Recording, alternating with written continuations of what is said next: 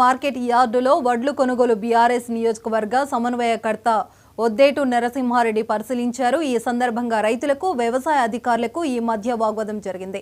వడ్లు ఆరబోసుకోవడానికి పట్టాలు ఇవ్వడం లేదని, 10 రోజులుగా వడ్ల దగ్గరే కాపల పడుకోవాల్సి వస్తుందని మహిళా రైతులు ఆగ్రహం వ్యక్తం చేశారు.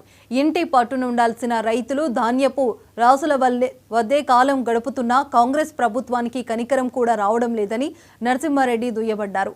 పెద్ద ఎత్తున రైతులు మార్కెట్ యార్డుకు చేరుకోవడంతో హుటాహుటిన అధికారులు రైతులకు పట్టాలు అందజేసి కొనుగోలు ప్రారంభిస్తామని హామీ ఇచ్చారు.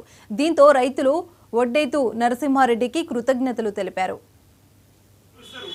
కొనుగోలు మొత్తం లేదు. కేసీఆర్ గారి పరిపాలనలో 7,600 కొనుగోలు కేంద్రాలు ప్రకటించినాం. ప్రతి గింజ కేసీఆర్ గారు కొన్నారు. అది పెసలు కానీ, కందులు కానీ, పొద్దుతిరుగుడు కానీ, వరి కానీ అన్ని కొన్నాం. 22,000 కోట్ల రూపాయలు పోయిన దాని 18 నుంచి ఖర్చు పెట్టాం రైతుల నుంచి కొనుగోలు చేయడానికి. ఇలా జరుగుతున్నది ఏంటంటే సన్నోట్లు కొంటాం, సన్నోట్లకు బోనస్ ఇస్తాం. ఏం సన్నోట్లు 33 రకాలు ప్రకటించినారు.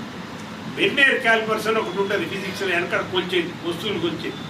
వెర్నియర్ క్యాలిపర్స్ పెట్టి రైతు కుప్పబోయంగా అలా నుంచి కొన్ని ఒడ్లు తీసి పెట్టి కొలుస్తారు వరి గింజను. ఇది భారతదేశంలో కాదు, నాకు తెలిసి ప్రపంచంలో ఇంత వింత ఘటన ఏది లేదు.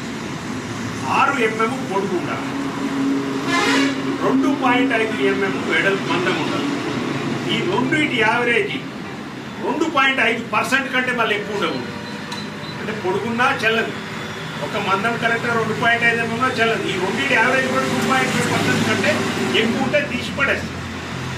ఇది కొనే చక్కదనమైన ఒడ్లు ఎవడన్నా వెర్నియర్ కాలిపరుస్తుంది కొలిచి కొన్నోడు ఈ భూ ప్రపంచంలో లేడు. ఆ ఆలోచన రేవంత్ రెడ్డి మైండ్ ఎట్లొచ్చిందో ఆ మైండ్లో ఏముందో అర్థమైంది. అంటే రైతుల నుంచి కొనుగోలు లేదు. ఇవాళ తుమ్మల నాగేశ్వరరావు గారు స్వయంగా ప్రకటించిన దాని ప్రకారమే 140 లక్షల టన్నుల పైన వస్తుంది, 20 లక్షల టన్నుల పైన వరిధాన్యం వస్తుందని ఆయనే అంటారు. ఇంతవరకు మీరు కొన్నది 6 లక్షల టన్నులు కాదు, 7 లక్షల టన్నులు కూడా లేదు. 5 లక్షల టన్నులు, 2 లక్షల టన్నులు కొన్నది. కొనుగోలు మొత్తం లేదు. కేసీఆర్ గారి పరిపాలనలో 7,600 కొనుగోలు కేంద్రం